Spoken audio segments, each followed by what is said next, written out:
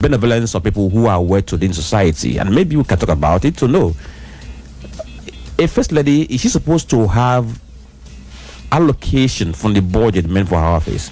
Did we elect her? Or as a matter of electing the husband, of course, she now has a public office? She, by virtue of marriage, and inherits an office. Okay. All right, so let's look at this very one. Drama as PDP staff short offices reject Anyanwu's return. Iran accepts Trump's ceasefire, thanks brave armed forces. Yesterday, we saw how Iran, fired some missiles at U.S. base in Qatar. And a few hours later, Trump announced that there had been an agreement between Iran and Israel for them to cease fire.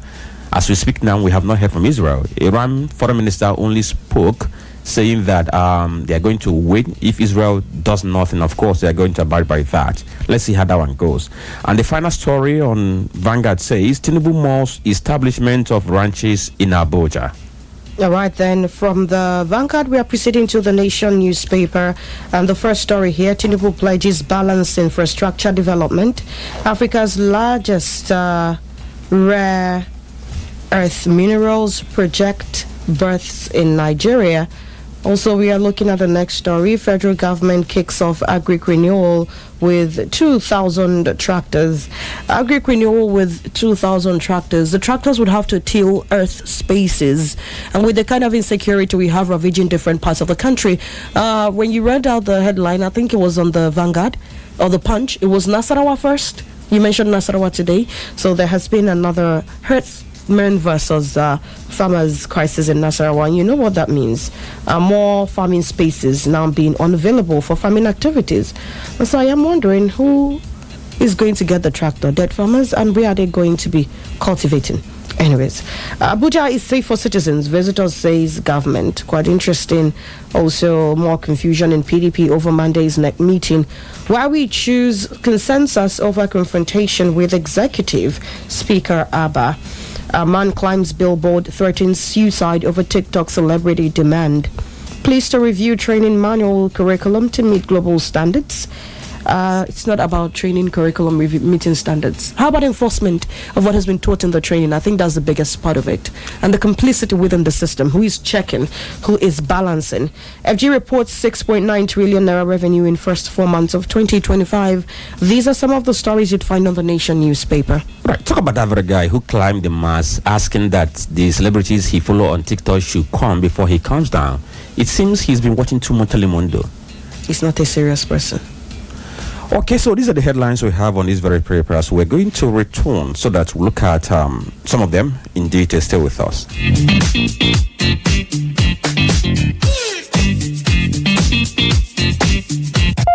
You're listening to The Polity. Get involved now. Okay,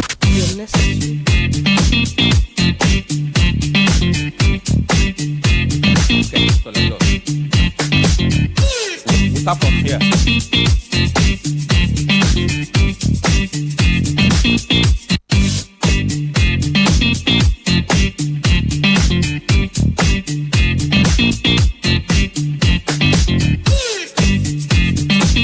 All right, thank you for staying tuned to that radio 104.7 FM. You are listening to The Polity on the seriously authentic radio station here in Onitsha. My name is Franklin and Chisom, Chinedu, and Dr. Olisa Mbeki. Three of us are here this very morning to bring you this very conversation. Don't forget, we are on Facebook, Udala Radio 104.7 FM. We are live on that platform.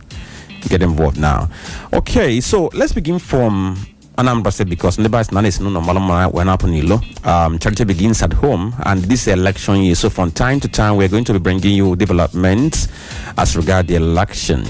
Yesterday I talked about a party that paid 50 million naira, and also I talked about the candidate of YPP who was endorsed by a certain cleric.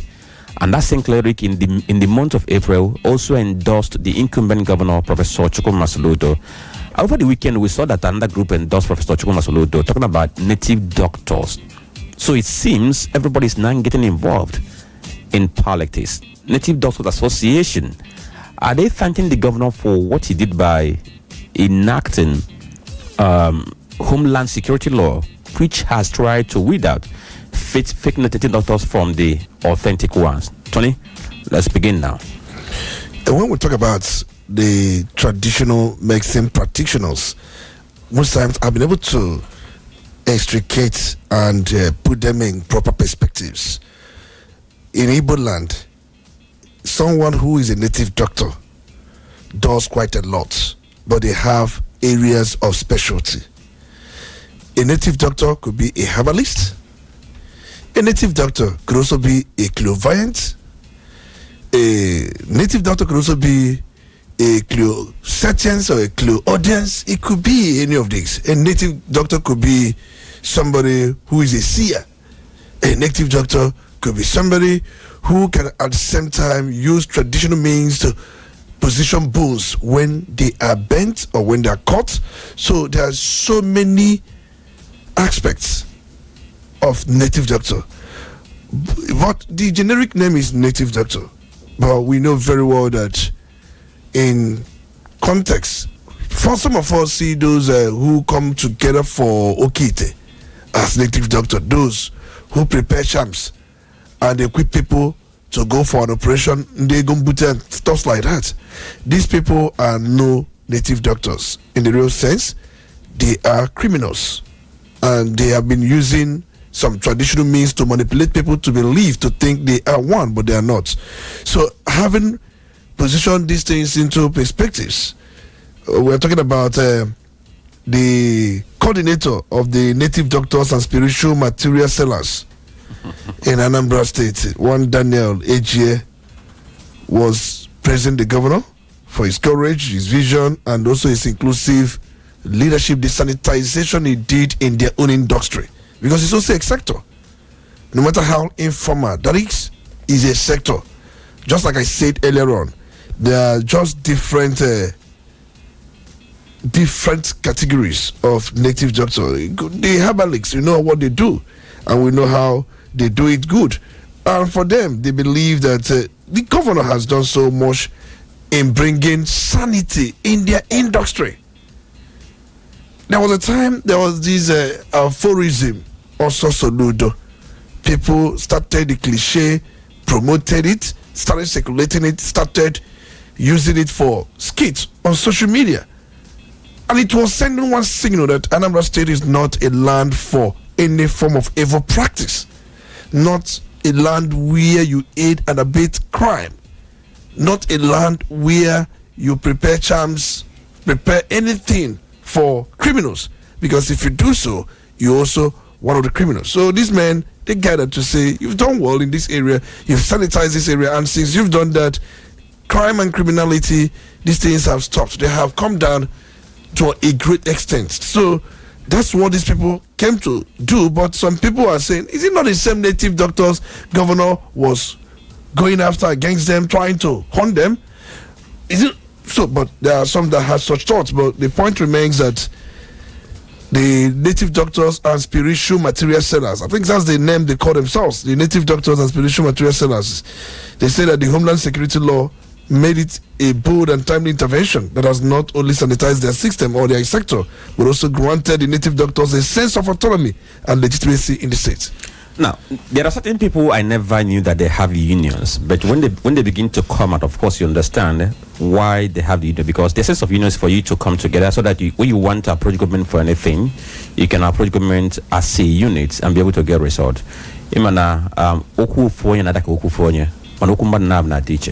So that could explain that. So we're going to get to the other things we have this very morning, and we have to begin with what is happening at the NNPCL, the National Oil Company, which promises so much for Nigeria, because most of the money we get, of course, we have our eyes on the NNPCL to bring out this very money. But it's been one day, one trouble, 1 week, one trouble, if we're going to borrow that title from that very book, because there's no time we talk about petrol, another petroleum product, without having one challenge or the other about EFC NNPCL. At the point in time, it was turnaround maintenance. From turnaround maintenance, we got into overhaul. From overhaul, we got into co-location of modular refineries within the existing ones when Ebuka was there, and now we came to Tinubu's, not Tinubu era, this era. We know how they made noise, nothing happened. But they began the rehabilitation, and that was completed under the present government. But what we have now is that EFCC has arrested some persons. Let's look at just an excerpt from the story. Operatives of the EFCC have arrested a former chief financial officer of the Nigerian National Petroleum Company Limited, Omar Reza, over an alleged $7.2 billion fraud linked with the rehabilitation of the Kaduna, Warri, and Port Harcourt refineries. Also in the custody of the EFCC is Jimo Olasunkomi, a former managing director of Warri Refinery.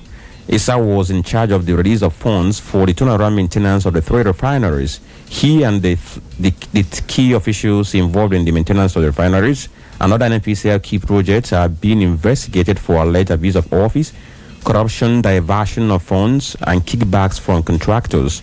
Other officials involved are the managing director of the Warri Refinery, Tunde Bakare, a former managing director of the Port Harcourt Refinery, Ahmed Diko, and the former managing director of the Port Harcourt Refinery, Ibrahim Anoja. Don't forget that last week, the Senate Committee on Public Accounts, chaired by Aliyu Wadada, raised the alarm over discrepancies involving trillions of naira in the audited financial statement of the NNPCL, describing the revelations as mind-boggling and worrisome. So, when are we going to stop having issues surrounding corruption, financial malfeasance, misappropriation, and embezzlement each time we have any project involving public infrastructure or public office? We're not going to stop having it anytime soon. And nothing has changed from the time of Jonathan till now. Nothing has changed.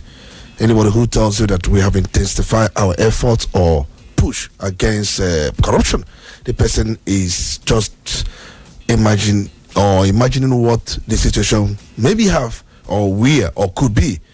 We are not serious in fighting corruption. We've not seen strong anti-corruption laws that would make it so difficult for people to steal. Look at what we are talking about here. So remember, there was 7.2 billion naira, or $7.2 billion rather, not naira. $7.2 billion earmarked for total turnaround maintenance of these refineries, Kaduna, Warri, and Port Harcourt refinery. And we are given impression that these refineries have started working until a whistleblower told us that that's not true. These refineries are just makeshift. They were able to put 1 or 2 things, and the refineries were not even operating at 40-50%. They were able to get some machines and then give impression that these things are working, and it turned out to be true. $7.2 billion. You know what that amount is? This amount was set aside for this maintenance, and then we saw what happened. We are told that there was a diversion of about $2.96 billion. Do you know what that amount is? $2.96 billion. This amount is so humongous. Not naira. If you convert it to naira, you realize that the amount is so much. But some people felt that because we don't have institutions that fight these malfeasance, even non-feasance, and even malfeasance, that we don't have these institutions. And they think it's easy. I have said it many times. If we have what we have here, over there, the same thing will happen. It is a case where public funds, apart from normal bureaucracy, the signing of this or signing of that, these things are done in secrecy. We must learn how to ensure that public funds are spent openly. People will ask questions. People will know who gets what. People will know what that is used for. And people will know those contractors who get what. It's part of a way to make transparency, probity, and accountability a way forward. You know, Tony, the issue of corruption in different sectors in Nigeria is not new. I mean, thanks to the fact that it's been so old that the first time former President Muhammadu Buhari got a shot at being military head of state, one of the first things he did was the operation rid the country of corruption. If that wasn't the exact tag, but he was also on this corruption drive as far back as the 1970s. And this is 2025. We are still having this conversation. And so I am curious to find out why we do not have a means of tracking spendings on the go, as against after administrations, you come and start auditing books and all of that. What happens to periodic quarterly audits, like it's done in sane crimes and settings? What happens to maybe by quarterly, by yearly, or periodic? When I mean periodic, I mean on the go, so much so that while the person is still in office, the person is on the edge, knowing that in a couple of months my papers are going to be audited. I have to show working, else I'll go in for it. Why do we keep postponing May's Day? One problem we have is where we allow these institutions to do the internal auditing and possibly have approval for external auditing to come in. Do we have an institution that does this from time to time without letting them know, like we have in football world? The way we have it in football world, there are those who are into doping. They come to you at any time, the time you least expected it, and they will conduct the tests on you. And if you fail doping test, that's not for you. And we're told that one Mudrak, the Chelsea player, failed the test.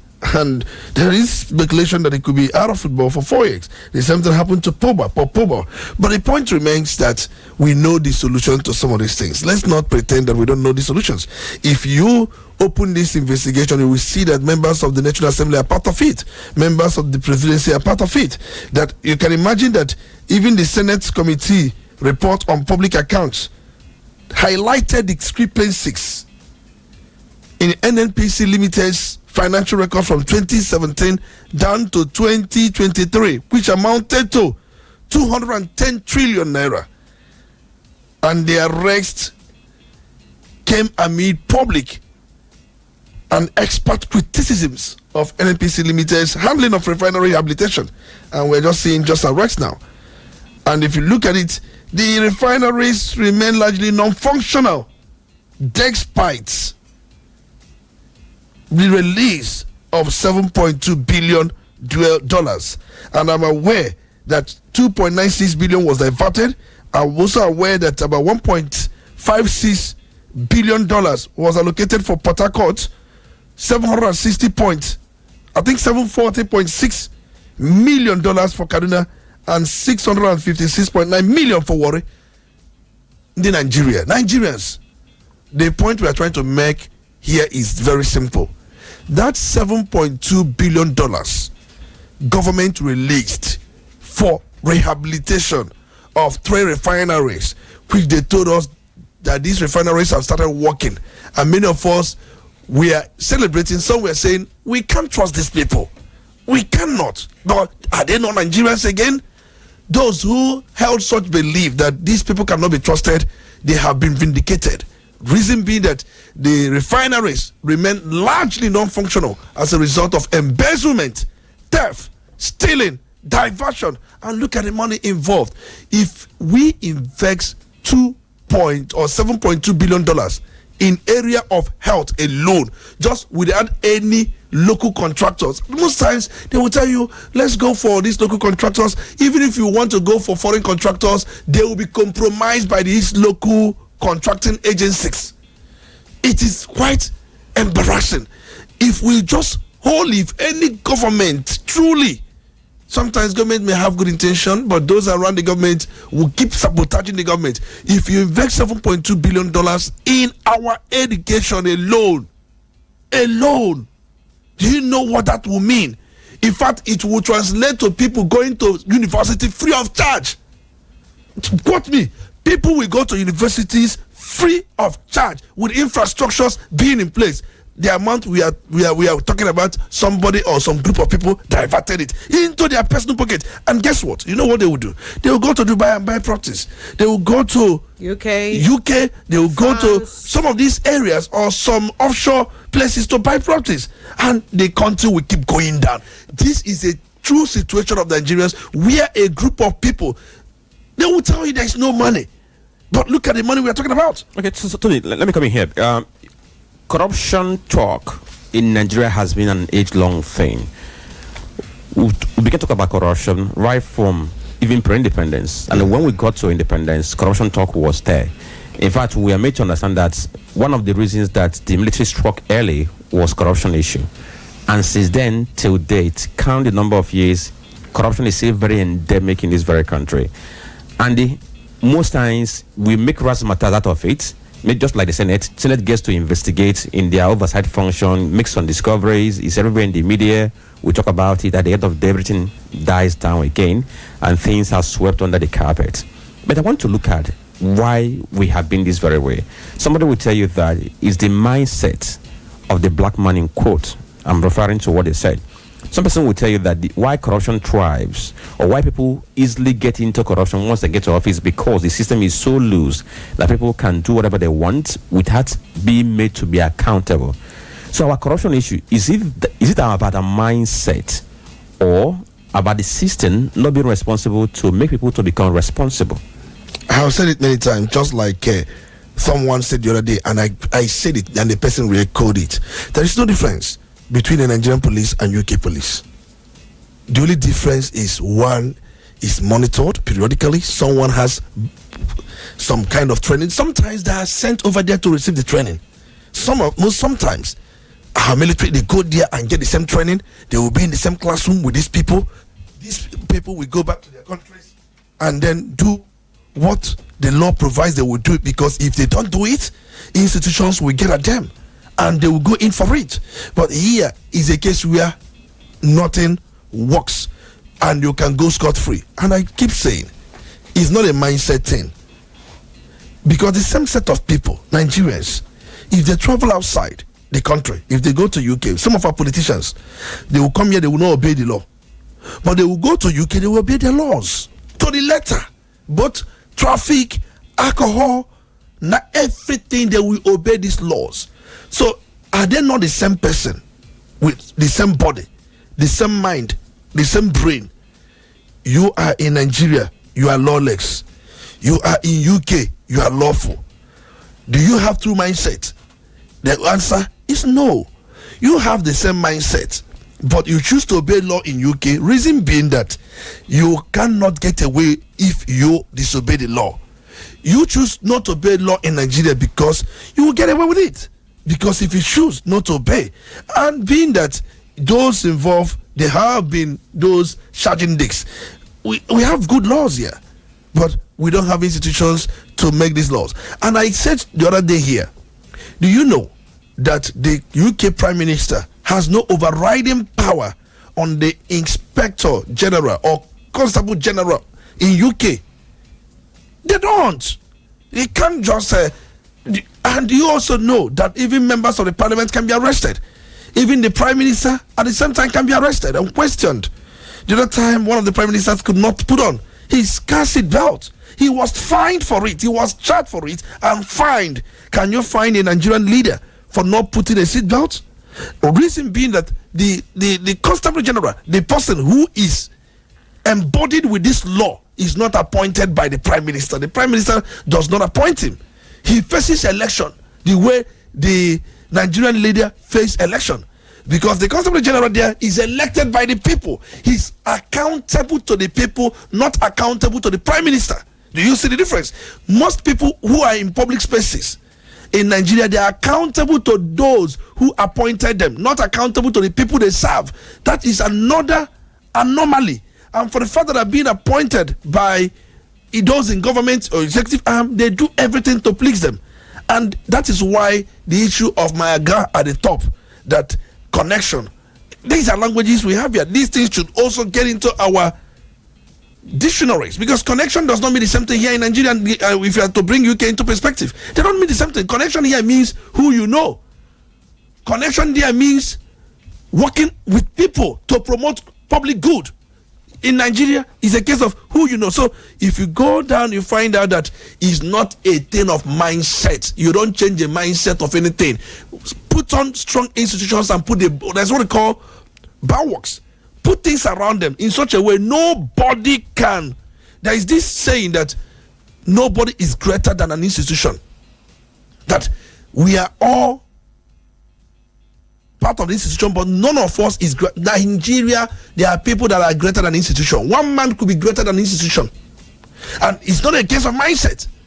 But in their own case, you can't be greater than an institution. So what that means is, even the prime minister is monitored, even the cabinet, the secretaries, the ministries, those who run those, they are monitored. Everybody's trying to checkmate the other person because you don't have absolute power. Here, the president seems to have absolute power.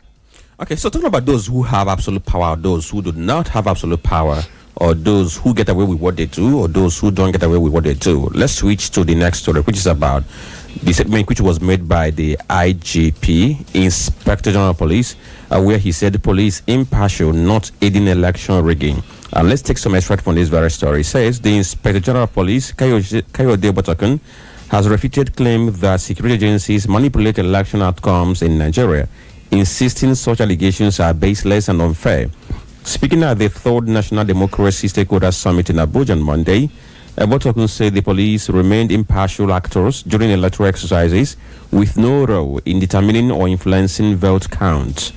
Represented by the Commissioner of Police for Federal Capital Territory, Adewale Ajao, the police chief clarified that the role of the officer during elections was strictly limited to maintaining order and securing the process. And he says, the idea that the police are involved in rigging is pure imagination. We are not partisans. We are not umpires. We don't count votes. We only monitor the process while INEC does the collation. So he's suggesting that INEC is the one that does the rigging. I think let's put this thing in context. It's part of the corruption we are talking about. Since 1960 to date, Nigeria has lost over $600 billion to corruption. That means that we have a GDP of about $200 and something billion. That's the GDP. Because of our currency devaluation, and our GDP has fallen. There are those that will tell you it's around $300 and something billion, or those that will tell you it's within that frame of $400 billion. But the NBS made it known to us that the currency, after devaluation, the GDP went down. So let's assume it means that money we have lost to corruption is far bigger than our collective wealth. So corruption industry is even bigger than our GDP. Having said that, let me keep that one aside. I will still link it to what the Inspector General of Police said. Let's get back to what he said. It's important, it's good that we should be a student of history. You don't just come out to promote either your institution, which is one of the most corrupt institutions in the country. We are talking about corruption here. And we are talking about election. And the Inspector General of Police, with due respect to his office, has come out to say that they don't participate in rigging. And then what that means that INEC does the collation and what? Counting. That is what he said. But there are events or there are developments that contradict some of these assertions made by the Inspector General of Police. And we are aware in this country, because we are all in this country, that police have participated in election rigging. I know very well that the Inspector General of Police made this very statement during the National Democracy Stakeholder Summit in Abuja. And let me quote him. He said the idea that Nigerian police are involved in rigging is pure imagination. That's what he said. But you know, and we are not partisan. We are not umpires. We can't vote. But let me give you instances where they participated in election rigging. Let's begin with the 2023 election, the last general election we had in this country. And if you look at that election, it was marred with irregularities. Can somebody explain to us what happened in River State? River State is a point of contact. In fact, during that 2023 River State polls, multiple INEC officials and opposition parties, even INEC officials in River State, they accused Nigerian police of intimidation tactics at collection centers, physically obstructing legitimate counting. They should take note of this. These statements were made by INEC, some INEC officials and opposition parties, that they aid the rigging. Because the IGP is seeing it from the angle that we are not the one counting the votes, but situations whereby the riggers, you protect them, you are part of it. Where those who would do the counting or give you fake counting, you restrict, use intimidation tactics, as pointed out earlier on, to obstruct the INEC officials who should even do that, and then leaving the opposition parties. If it was widespread, it's not just in Rivers State alone in last election. If you take your memory back to 2019, national and the gubernatorial election in Ekiti State, in Osun State, observers there reported that police deployed both state-blocked opposition agents, forcibly closing collection centers under the guise of security. Why would you close collection centers where these things should be transparent, where there should be accountability, where everything it should be before the public spectre? You, for whatever reason, you tell me that you are, because of intelligence reports, you gather somewhere that some people or group of people are meant to attack this very collection center. You blocked it. You prevented even the agents. You prevented the oppositions in some cases. You prevent them, and where this result will be rewritten, where it will be forcibly be foisted on the people. That's police. It's not just today. Even in 2015 general election, we saw what happened in Kebbi State. We saw what happened in Kaduna State. In fact, there, some human rights groups alleged that police present at polling unit was disproportionate. It's just abuse. But we are told, remember, that even the provision of the Electoral Acts prevent police from being involved in counting. But you find out that they use intimidation.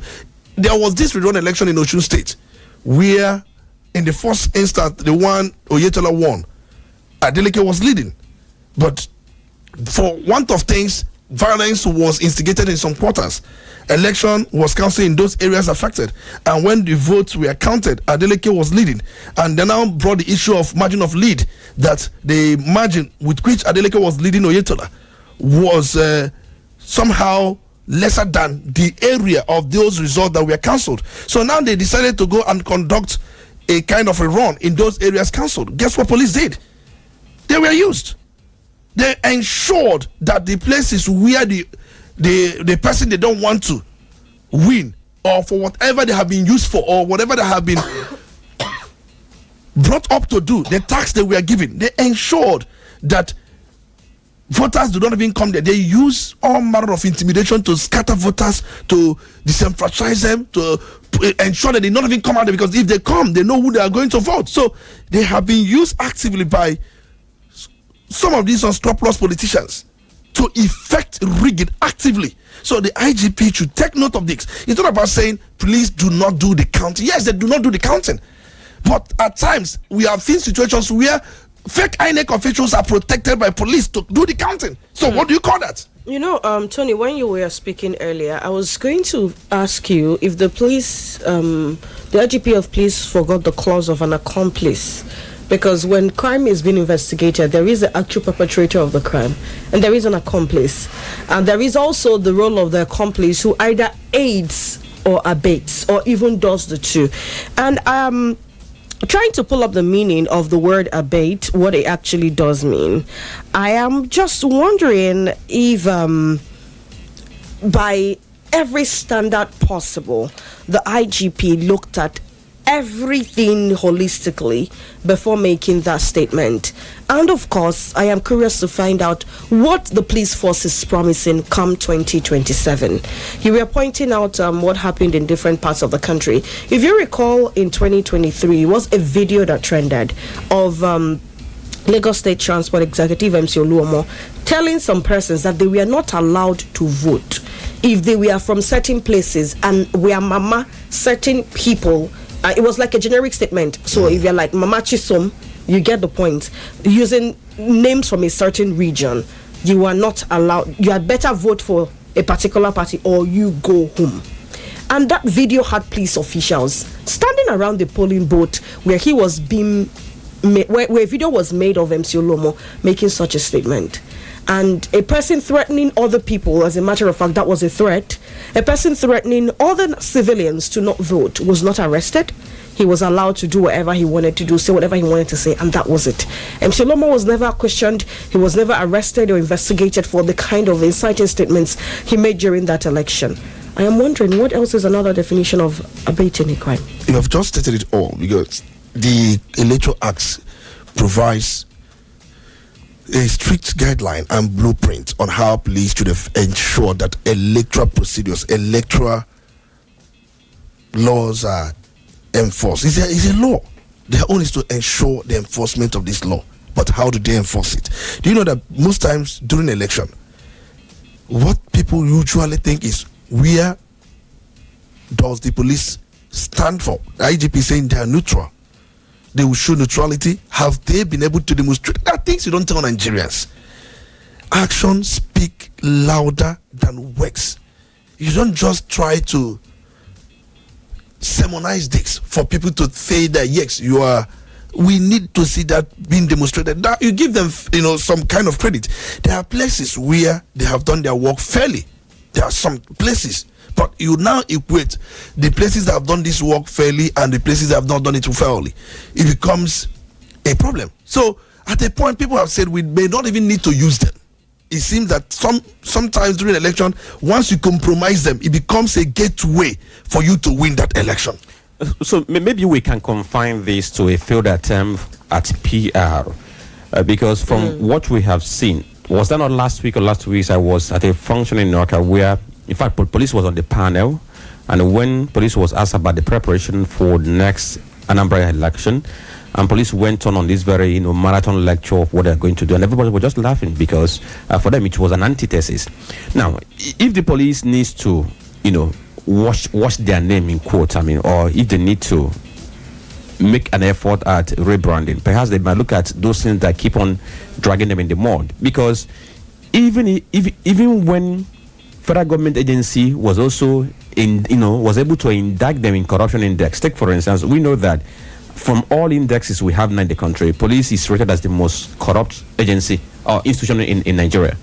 Even according to Transparency International, according to National Bureau of Statistics, based on their own ratings, they are all there, and they've been able to itemize why the police is the way it is. So what I want us to look at is for police to look inwards, because there are some persons you may ask. Okay, take for instance, there's one former lawmaker who one time represented Ekusigo in Anambra State House Assembly. When he wanted to go for second term, we know how it went. In fact, on the day of the election, ballot boxes, electoral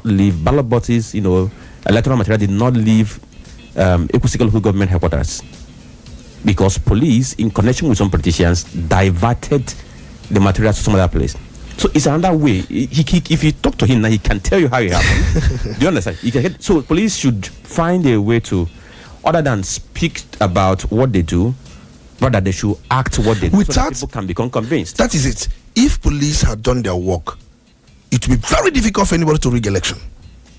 This rigging we are talking about is because police has failed to do their work, or they have been compromised. They have become accomplices. Who will rig election if police is not an accomplice? Tell me one. Nobody rigs election. Even INEC officials cannot even rig their election if police is not compromised, because INEC official will be under the supervision of the people, and being under the supervision of the people, and even the institutions that laws allow to supervise them, like police. How then would just one man, will rig election affecting the general public? So it is difficult for even INEC official or a politician who would wonder, because how these things happen is politician will first and foremost see how to contract or compromise INEC official. INEC official will tell the politician, get police involved. You can't just compromise me alone. Also, get the police involved. The politician will tell the INEC official, yes, I've gotten some arrangement with the police, so you have protection. Because INEC official would want protection while he does what he wants to do. If he do not do right thing, who arrests him? Police. So that is just that. So get to work looking well, because we understood that election is like now. Okay, Pompon Aban for the police. Like all these people, they deploy to state to go and man different secretariat district. Oh, you man Anambra Central, you man this. We learned that for some of them, pump corner is like pump for them, because they get to make quick money out of this whole thing. So let's just get to do the job done. Coming on national, maybe on platform to sermonize, whereas Nigerians know what the situation is all about. So stay with us. We'll be right back. Udala Radio 104.7 FM. Seriously authentic. You're listening to The Polity. Get involved now. Your number one quality bread. Wendy's bread. For your family breakfast. Wendy's bread. Apache chane does yellow. Wendy's bread. Mama, papa, they like Wendy's bread. Number one chicha nyandu. Wendy's bread. Even children, they like Wendy's bread. Wendy's bread. Number one in town. Wendy's bread. You get the better tasty we go sweet your belly. Wendy's bread. Wendy's your bachichoma. Wendy's bread. Number one, the champion.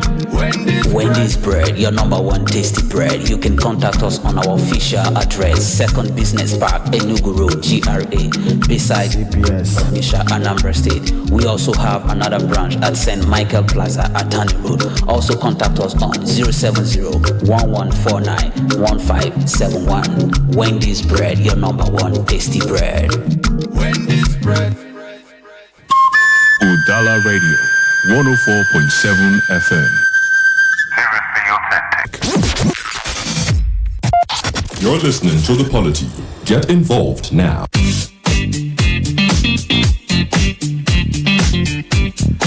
All right, you are listening to The Polity on the Radio 104.7 FM. We thank you for always being there. It's now 8 minutes past 10 a.m. and we are going to switch to another story. But before then, my name is Franklin Ebuka, Chisom, Chinedu, and Dr. Olisa Mbeki. All of us are here, and we're going to look at another story. Don't forget that on our social media platforms, we're there on Facebook, Udala Radio 104.7 FM. Get involved on that very page. Drop your comments, like the page, and at the same time, share the post.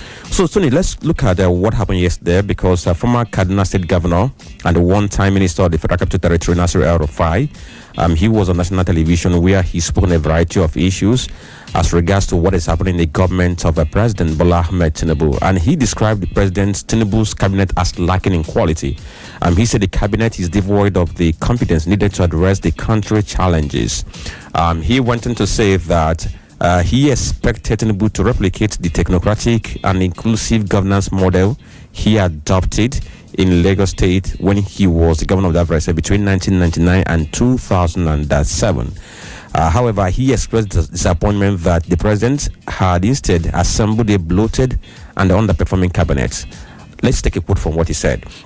Look at his cabinet. It's a joke. It's the largest in Nigeria's history, and maybe only 5 out of them can be called real ministers.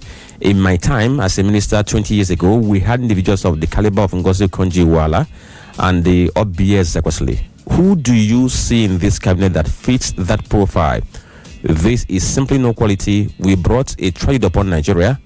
That's what he said on that very interview. And he said, because he was part of those who brought in the government, that he will also be part of those who are going to make sure the government falls and then new government comes in. And if you're going to look at another paper that has a headline that says, you will learn your lessons in 2027. So if I should borrow the voice of very dark man, you're gonna learn. Okay, so let's look at what he said. That's Tinubu's cabinet last quality. Do you agree with him? The point is, the statement is coming from who? El-Rufai. And El-Rufai, we know very well, he's feeling bad because he wasn't part of this cabinet. He is feeling so bad. So one thing he has decided to do is to demarcate the present administration. El-Rufai is one of the worst ministers under, he wasn't a minister anyway, but under Obasanjo time, he was one of the worst ministers. He violated human rights. He revoked a lot of properties. He disobeyed a lot of court orders. He never, in many, I stand to be corrected to know that he either obeyed few. He disobeyed many court judgments, court orders. El-Rufai was one of the worst ministers ever in history. So when he ran under the banner of APC for the gubernatorial seat in Kaduna State, I was shocked that he was elected. It was him that introduced religious war. Wouldn't he be ashamed that since he left governance in Kaduna State, there seems to be a relative peace? The people of Zaria, the southern part of Kaduna, they are celebrating. They are happy. They are living in harmony. But there were killings under his own time. He was the one that told us that he settled the terrorists. El-Rufai told us that. And we saw videos, many videos, where he was chanting that the Muslim ticket in Kaduna State, because he used Muslim Christian ticket to came into power. In his second time, he jettisoned the Christian deputy governor and brought in a Muslim deputy governor, believing that they have the numbers to do whatever they want to do. Not just that they have the numbers, they have got corrupt INEC officials and corrupt police officials to protect their rigging machinery. That's exactly what happened. So he's just sullen, there's no doubt. He's sulky, there's no doubt, and we've seen that. So if we are to look into what he said, because he has given us a kind of discussion, if not, we wouldn't have looked into it. Statement coming from him, it shouldn't, if anybody should at all criticize Tinubu's government, it shouldn't be El-Rufai. El-Rufai was part of the worst government that really put this country where it is today. So they were the one that promised Nigerians heaven and earth in their mantra to bring change. And look at the change they brought. They brought a kind of useless change that made no meaning. So let's not go back to what we do. So let's look at those who he found that during the time of Obasanjo they were technocrats. Yes, he mentioned Ngozi Okonjo-Iweala. He mentioned also Obiya Ezekwesili. Why didn't he focus on ministers under Buhari? How many technocrats did Buhari as a minister, how many of them did he have as a president of Nigeria? So everything Buhari did was saintly done. Buhari to El-Rufai is a saint, hope you're aware. And then Tinubu becomes a devil, his government devil, because you were not part of the government, or you were used and dumped. Let's put it that way. He was used because he was part of the government, he was used and dumped. For whatever reason, I will still say it today, Bosun Tijani is a technocrat. Minister of Communications, Innovation and Digital Economy. Somebody who has this background as a tech entrepreneur and the CEO of Co-Creation Hub with global experience in innovation ecosystem, and we've seen the results. And then before we say Tinubu government has no technocrat. Even if you look at the Minister of Health, Ali Pate, if you look at his background, global health expert. So, and he had been a former Minister of State for Health, former CEO of Gavi. If you look at some of them, they may not be as many as one may think. Even Yemi Cardoso, the central bank governor, somehow he can give it to him. He's a technocrat. But the president may not have many of them. It's not enough to say he has none. If you ask, under Buhari, you ask, how many people can you classify as technocrats? I can barely see. The only person I saw was Amina Zainab, or I think Zainab Ahmed. I can't even classify Zainab Ahmed as a technocrat. I think the person I may even be referring to will be Amina Muhammad, the woman that later became the Deputy Secretary General at United Nations. That's the only person. Immediately she was appointed a minister, she went straight to UN. So under Buhari, no technocrat. By my own rating, anybody can do his rating. Then under Olusegun Obasanjo, during the time we had many technocrats. Agreed.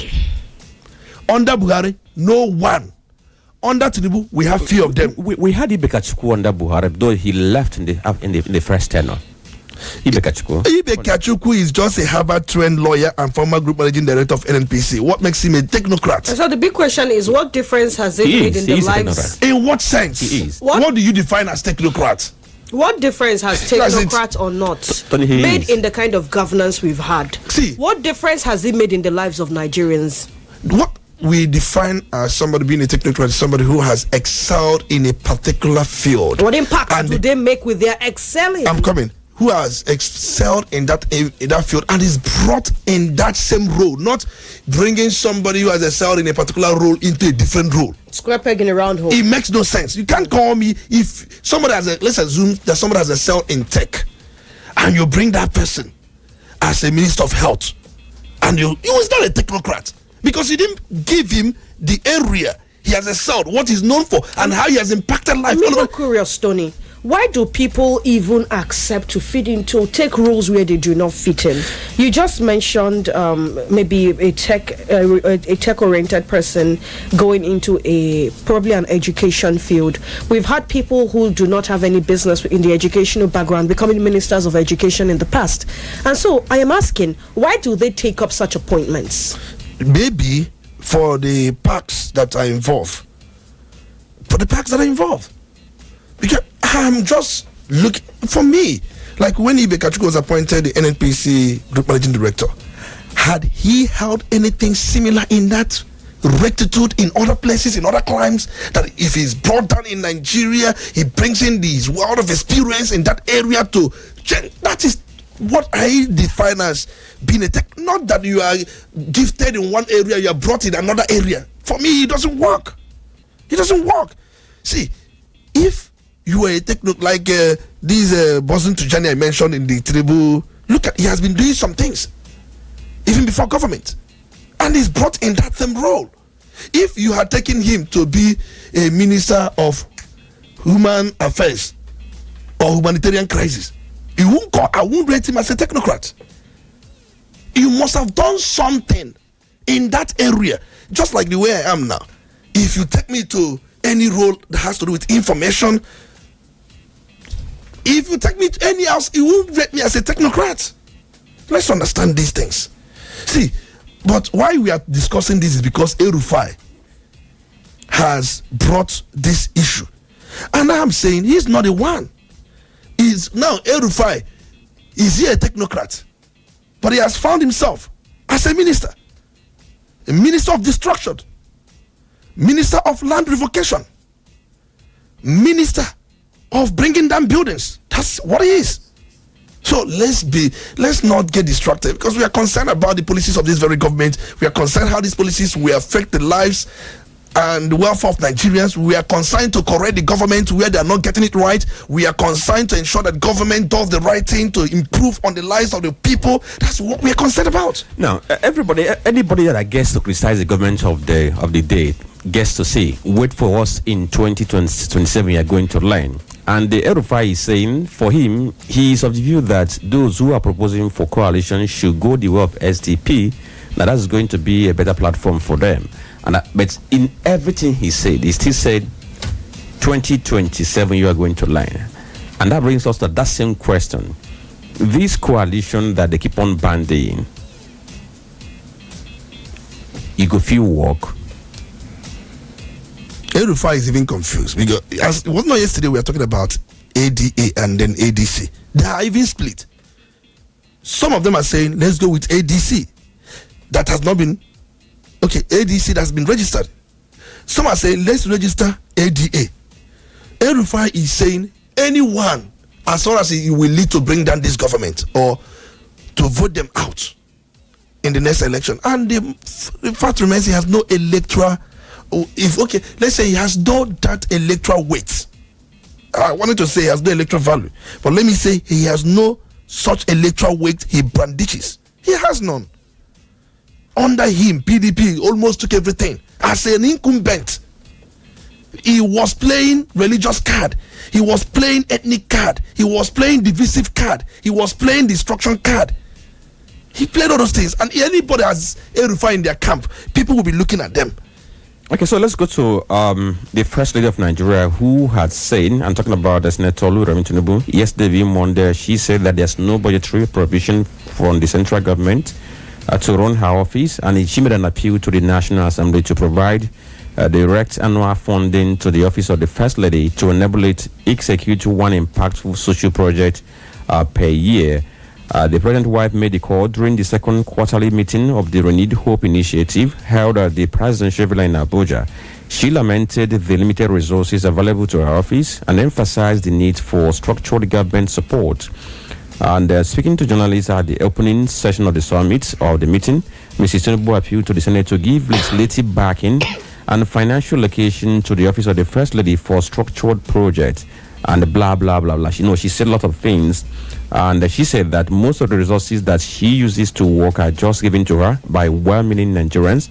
But if we're going to have that backed by law and appropriated by the Senate, of course, is going to enable her to more. And the question is, what is there a basis to have such in Nigeria where the First Lady is going to have allocation from the budget to run her office?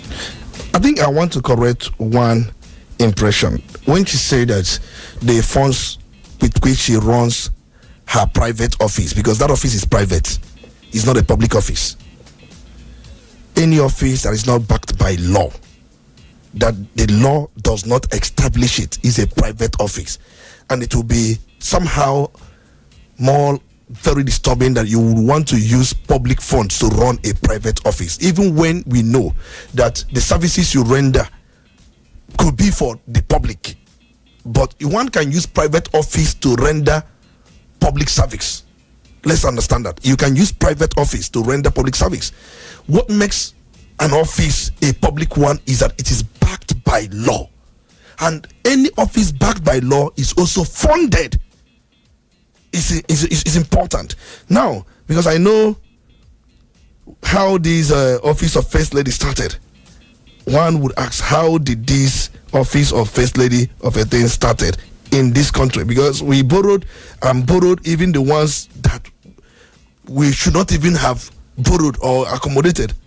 So let's say this: she has given billions in some places she has visited, and we saw that I think in one of the universities in Futo and one of the universities in Southwest geopolitical zone, if I can recall. And there was a time she visited Delta State where the nurses were singing "Now Mama Bidisio," something like that. We saw that viral video. But I must let you know that that this concept of the First Lady office, it started informally over time and evolved over into what we have now.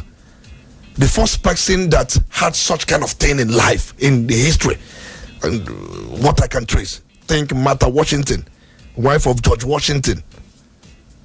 She was the first person to even play that ceremonial hostess role in, I think, sometime 1789, setting the tone for future first ladies.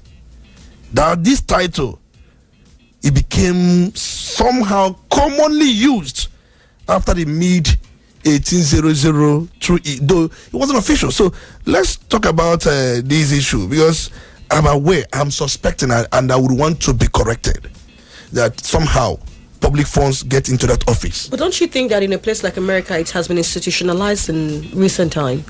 Yes, in a place like America, just like I've said, it was later formalized. Yes, so under the White House office of the First Lady, funded by the federal budget as a support division within the executive office of the president. We copy everything. Isn't that what we're hold on. to do I'm now? just saying, look at what I'm trying to say. I just gave you a brief history, how it started, and what made them to formalize it. Do you know in UX, accountability, probity is one of the norms, institutions to work there. Even whatever money in that office or voted for that office is accountably done. So in Nigeria here, I remember Obasanjo, when he came to power in 1999, during his campaigns, he said something that nothing like office of First Lady. So I am aware that, in fact, the very first person that had such office in Nigeria, though it was structured. Tony, I have a question. Okay, please go on. This US we just made reference to, is there an official office of the First Lady backed by law? We should check. I said it was formalized. That means it's official. It is not written in their constitution. You can formalize something. Formalize something could be through executive order. I don't know what I'm saying. So how is it? Because we need to disaggregate. How is it run in that very place? So if we are saying we should import it or we should copy it, so that we know what we are copying, so that we don't copy wrongly, and at the same time becomes a conduit buy for people to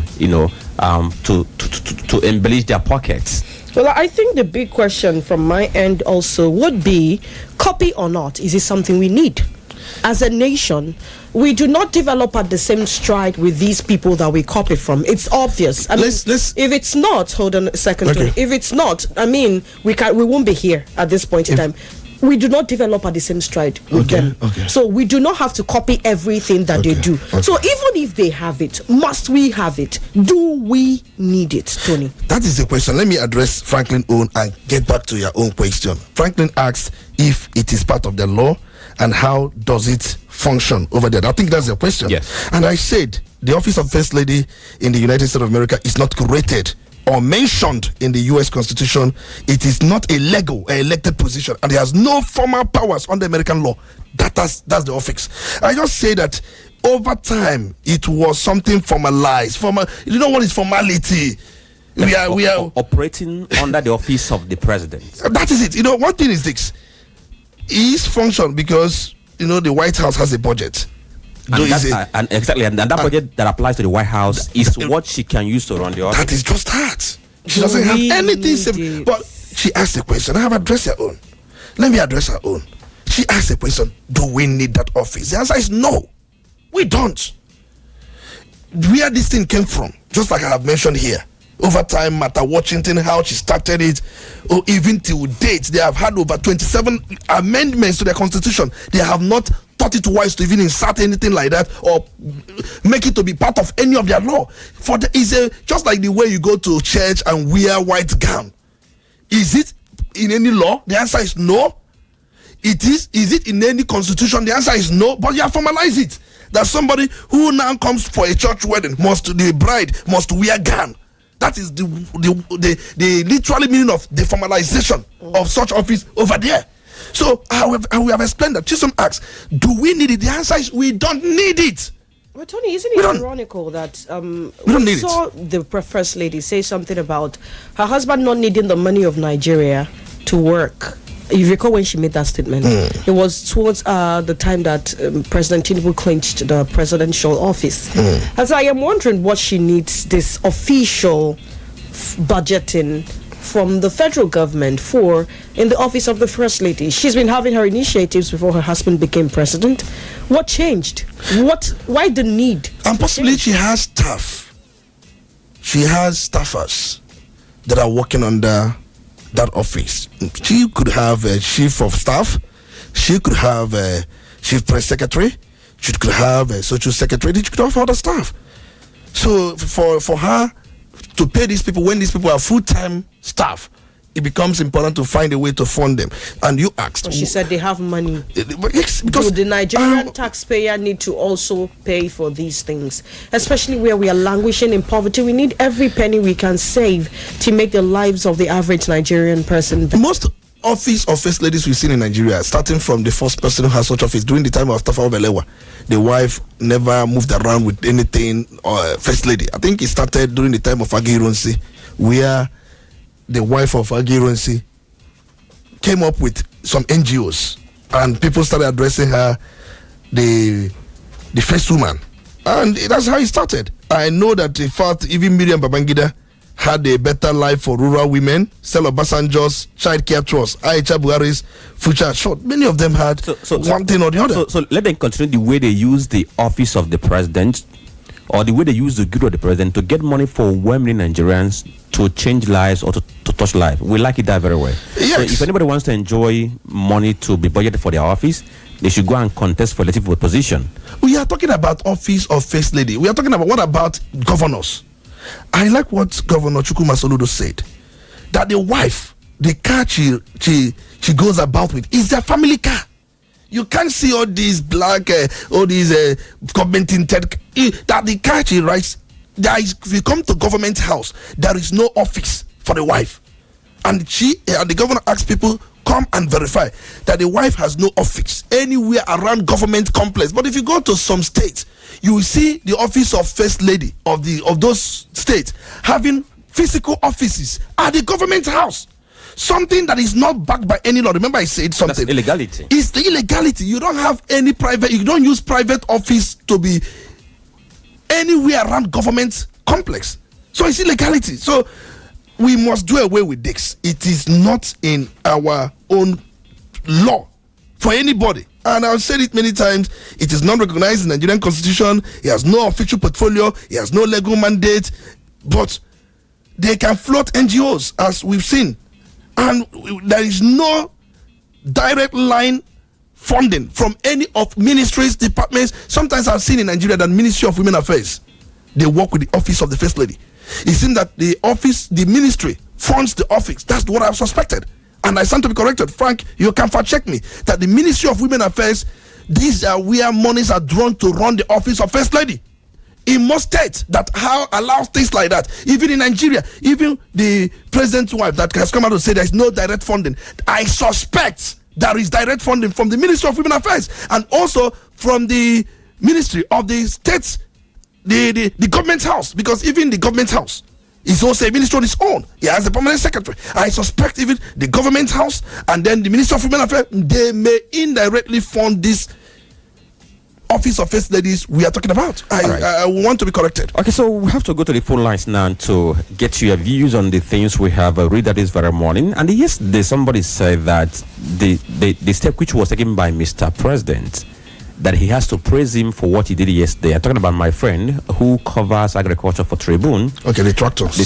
We said he's been a very good critic of Mr. President, but what he saw yesterday, he had to give him some kudos on that very part. But on the other leg of it is, after giving the tractors, can farmers go to farm and be able to have peace and farm peacefully? So let's go to the phone line. Maybe I'll make comment later on that. Later on. 0803-221-6973 or 0803-827-6694. These are the phone lines you can use to get across to us.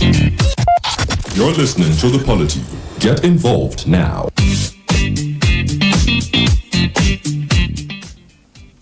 Okay, so who do we have here? Good morning. Chief Dr. Tim Tony Obuna. Good morning. You're welcome. Good morning to every other one in the studio. I am Great Dame Ezia Pakego, cruising the airwaves from Osmo. All right, go on. Yes, Tony, God created you, in a different way. Because the way you delve into solving the problem of Nigeria, you are something else. I commend you. But let me tell you, the problem of Nigeria and its solution cannot be made by man. Because Nigeria was destroyed by man. You see, all these things you are talking, they are very, very relevant.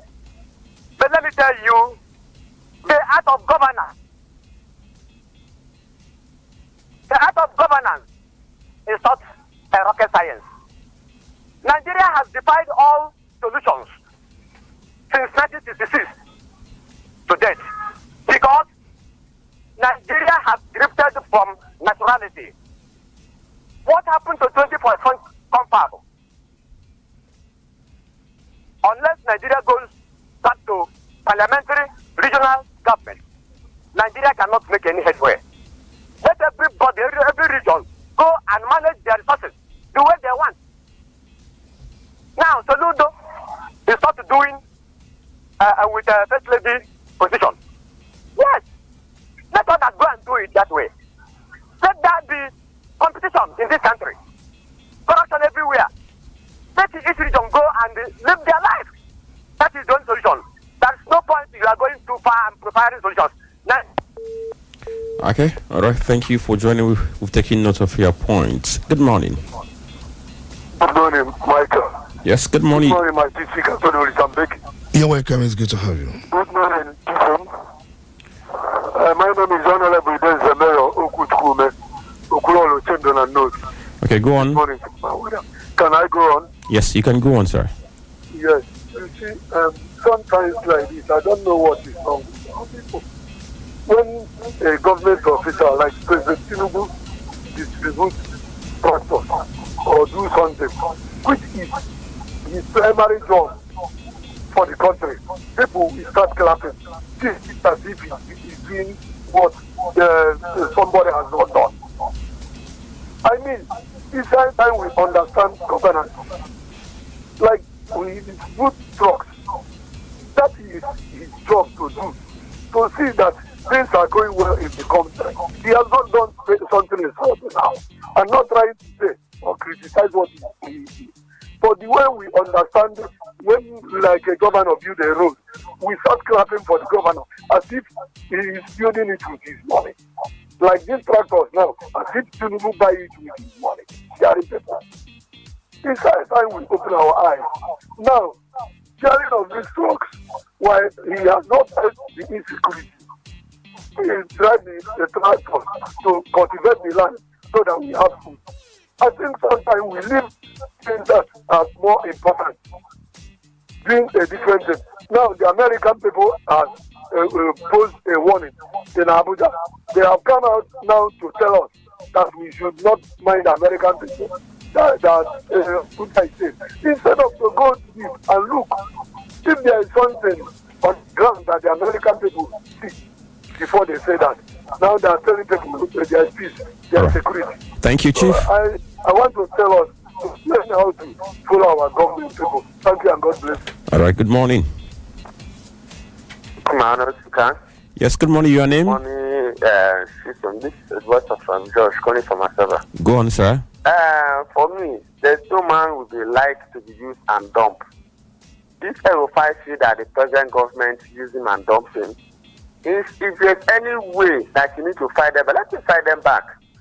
You understand that when the politics was going on, the body language of President Muhammad Buhari was not going in the direction of Tinubu.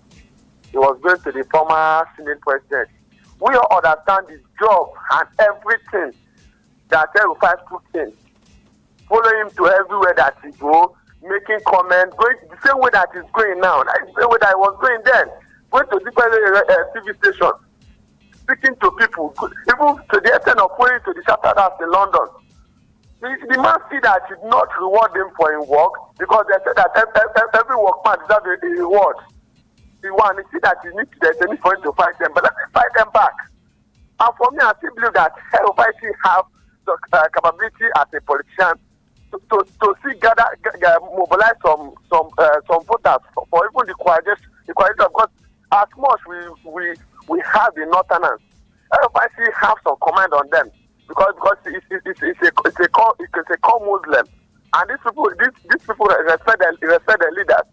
So let us all look at the way that everything is going to pan out, because if at the end of the day that the work that Tinubu promised us that is going to do in Nigeria that is working, we won't come out to be saying all these things.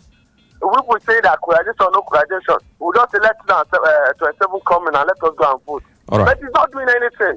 So that is why we are having all these people are just finding a way for somebody to come and rescue us for the hand of the bad politician that we have in Nigeria, which Europa is so different from them. Good morning. Thank you. Good morning. Hello. Good morning. Yes, good morning. Your name? Good morning, my student, Olisa Mbeki. You're welcome. It's good to have you. And good morning. My business lawyer from our ancient kingdom. You're welcome. I'm coming from there with. I think that the president of buying tractors. Yes, that's good. But we have to farm. We have to farm it. What to use all these equipment to? You see, the problem we're having here is that you have to clear the ground before planting seeds. Yes, President did this, did that. But where are the people? Where are the people? The herdsmen are killing the farmers. You go to various states, I think food supply, whatever they call them. They are not going into the farming. We farm inside the sea on the surface of the water. Where? So the president has to do the right thing for. See that the farmers and the elders are in peace, so that you're using those things. And these farmers, that the northerners are the people who are having this heavy farming. In this outside, people are farming, but not like this. So I don't see anything applause to the president for buying all the equipment for food support. They cannot work. All right. Thank you. Good morning. Hello, good morning. Yes, good morning. Your name? Good morning, Francis. Good morning. You're welcome. Good morning, Mr. Dr. Olisa Mbeki. You're welcome. It's good to have you. Brother, my name is Akamere. Okay. I'm calling from Fegi. Go on. My brother, I thank God for you because you are really teaching us a lot. I think this Udala FM is one of the best FM I've ever listened to. So I want to react to what L5 was saying. You know, this has made me to know that the saying they say that in politics there is no permanent enemy, but what they have is only interest. L5, the reason why he's blowing all these things is because it's like the government has used him and dumped him. Because when this government was coming up, it was the one that is, campaigning, trying to tell them that they will use Muslim tickets, that nothing will happen in Nigeria. I remember when he was governor, court gave order and told him and told Ezra Zaki to release Ezra Zaki. Erufai was the one that insists that Ezra Zaki will not be released. I remembered a lot of things that atrocity that man committed. He's talking now for Nigeria to sympathize with him, and he's calling Ngozi Okonjo-Iweala and all the questions so that it will seem as if he's speaking Igbo. All these things he's talking, we have known it. We have known it. He shouldn't, advocate for us. He's not the one that will tell us whom to vote for, because already we have made our mind during the 2023 election. We have said we don't want Tinubu. So for him to be coming out to be telling us that Igbos will not vote for him come 2027, I think what he's saying is not welcome at all. But we are waiting, because all these things he's doing is he just want to create an sympathy. But we are not sympathizing with him, because we know what he has caused in this country. The death, the southern Kaduna, the way the people died during his regime. In fact, that man should not even come out and provoke us. All right. My brother, we thank you for your good work. Keep on, and we are listening to Udala FM. Thank you. All right, thank you. 0803-221-6973 or 0803-827-6694. Good morning. Okay, I'll try again. Don't forget we're also live on our Facebook page. You can just get there and drop your comment. Hello, good morning. Good morning. Tell us My your name. name is Okay. I'm calling from Polity. Go on, Mr. I'll K. speak from two angles. One, L5.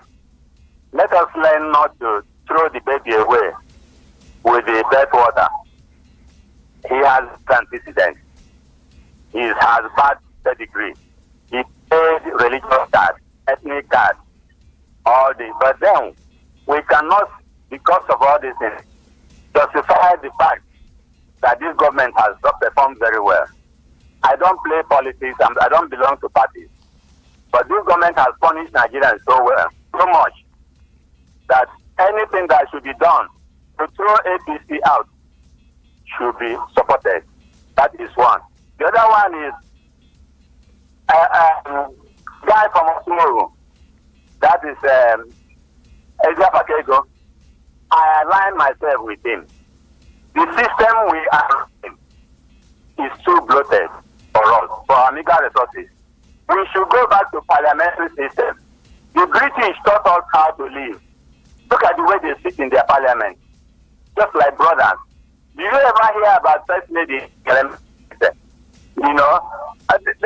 maintain a simple system. The British. Hello? Are you still there? He flies British Airways. Yeah, we are so bloated in our bureaucracy. The cost of governance is too high. We must go back to a parliamentary system to get it right. Just be careful the way we copy Africa. They are very strong institutions. In us here is that our institutions are so weak. We breed strong men. Look at this president. He runs Nigeria like a KBC, and he doesn't care about our institutions. Thank you. Okay, thank you for calling. And now we have to go for this very short commercial break. We'll be right back. Once we return, we get to acknowledge your post on our Facebook page. Stay with us. Udala Radio 104.7 FM. Seriously authentic.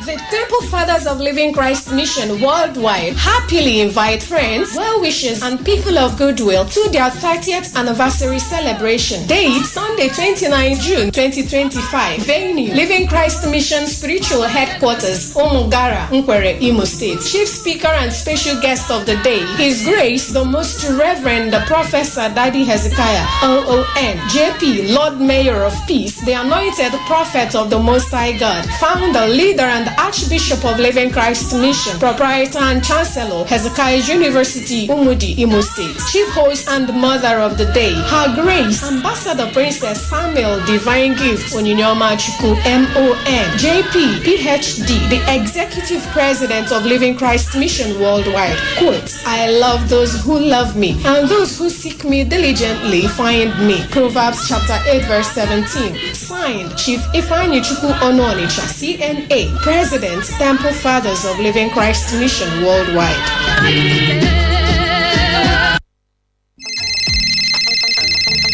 Hello, Philip. Guy, how far now? It's 11:45. Waiting up. I beg, no vex. My landlord locked me for outside, though. Again? No vex. I beg, have you come sleep for your side this night? Omo, my babe, they around, though. But nothing do you. Try call celebrity landlady. Guy, serious now. Celebrity kini. Celebrity landlady. See, with celebrity landlady, you feed on landlord with just 100k every week. Nah, lie. I go lie for you. Not true. You can own your dream land with just 100k weekly. Yes, with Celebrity Landlady Save to Buy plan, that property where you dream of fit be your own just like that. Oh, a Save to Buy plan allows you to pay for your dream land instrumentally, easy, flexible, and all yours. A Save to Buy plan is convenient and safe. Start now and become a proud property owner in top locations like Otulu Asaba, behind Ogwashuku Polytechnic, Admiralty Drive, Ibusa, and Isel Asaba. For more information, call us now on 0701 018 8042 or 0903 844 9351. Celebrity Landlady, turning you into a proud homeowner. Udala Radio 104.7 FM. You're listening to The Polity. Get involved now. Alright, so in the spirit of getting involved, of course, we have to go to our Facebook page for us to acknowledge the post we have there already. You are listening to Udala Radio 104.7 FM, and this says The Polity. My name is Franklin and Ebuka, so over to Chisom Chinedu. And of course, we are going to Facebook right now. Actually, I'm trying to pull up the comments from the live video right now. That's what I'm trying to pull up. Franklin, okay, we have Onyele Polycarp Ebuka. He says, good morning to the crew. Chuku Wokike, good morning to you too. SAG Bernard, Onuchuku Emmanuel, Ogumo Lagbenga, good morning to you people too. Ebuka Ndolo says, it's encouraging to see the First Lady taking such an active role in addressing the needs of vulnerable population. Her Renewed Hope initiative has the potential to make a real difference, and it is important that we as a nation support these efforts to build a more equitable society. Okay, so those are the comments from our Facebook page. So we'll just take one call. If you can do that in 45 seconds, of course, we're going to avail you. Good morning. Hello? Oh! Hello, I can't even do that in 1 second. Hello, good morning. Good morning, house. People are relating me, I don't like. Anyway, good morning, house. Good morning. Number one, the First Lady. We don't have office of the First Lady in our constitution. So let's keep it the way it was. Let's keep our sanity. Most of the other First Ladies dwell on their NGOs to survive. Madam Tinubu, she said she was a senator, several times senator, so she shouldn't complain at all. There corruption in the refinery. Well, It's we are singing a swan song. Nigeria is corrupt. Let's draw a line on that and know that yes, we are corrupt. Yes, we are using poverty. We've been using poverty as a weapon to keep the poor poor. And how do you begin to sanitize your refinery? From where? The cabal is the cabal that handles the refinery clean enough. And most of the callers keep saying Abakiari. Please correct that, Tony. Tell them that it's Miley Kiari. And please try and translate that $7.2 billion into Igbo. Have a good day, all of you. My lady, thank you. Adema, if we are going to do it in Igbo news, asina do lolun's chairman and NPC Amala. You know what I mean? Okay, so Tony, we have to wrap up now. But look at this very I made reference to it, talking about the distribution that the president flagged off yesterday. 2,000 advanced tractors and 9,000 complementary farming implements. They came from Belarus, and yesterday he flagged them off, and they're going to be distributed across Nigeria to support agriculture. He said he wants to make agriculture sexy for the youths. It's a good thing. He wants to make agriculture sexy for the youth, and then it's a good thing. Remember, have encouraged mechanization, mechanized farming, have encouraged it over time. So I'm happy that Mr. President has started with a pilot phase, over 2,000 tractors, but we're also looking at establishing mechanization hubs. He should set up about 100 mechanization hubs across Nigeria's 774 local government areas. Equip them with GPS-enabled tractors, combine harvesters, mobile workshops, and inspired by the Green Imperative program. There's so much to do. And you should also think of getting drone and AI integration. He must pilot drone-based monitoring for crop health, pest control in high-yield zones like Taraba and Niger State, coupled with AI-driven yield prediction models. We can fully engage technology to make Nigeria what it used to be. Remember when Obasanjo floated Operation Feed the Nation? And remember different governments. I think there was one by Joe Chegare's Green Revolution of 1980, where the supplies of irrigation, improved seeds, credit, tractors, agrochemicals, and also river basin development authorities were deployed to increase tempo and export some of these products.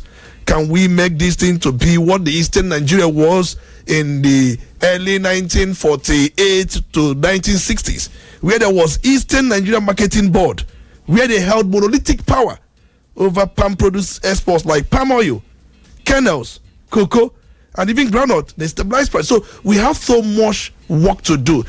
Just like there is this saying that a journey of 1,000 miles begins with a step. He has made a step, but we must integrate technology, and that technology will also help in area of security. If you use AI drones to ensure attacks of farmers in any way, it will detect, it will give sensor, it will give signal, it will help for information processing. Once these things are doable, it's all about having the right mind and at the same time being sincere. Not something you will start. Look at Anko Borowa's program. Buhari started. Many politicians diverted the money from Central Bank of Nigeria and used it for their re-election. Anko Borowa's program that was supposed to help rice farmers. What happened? My brother, there's no need going deep into some of this because it's quite embarrassing. Well, definitely, we just hope that in the coming days, the kind of change we desire will come to us. We can only but hope. You can what? Only but hope. And if there's no hope? But there has to be hope. Hope, Gadilele. Okay. So on that very note, we thank you all for joining today's conversation. We are hoping that the hope is going to be, maybe we should pray with Dari, hoping that one day things are going to get better. My name is Franklin Ebuka. Thank you all for listening. Going off to the city tomorrow, even though I don't know where to go.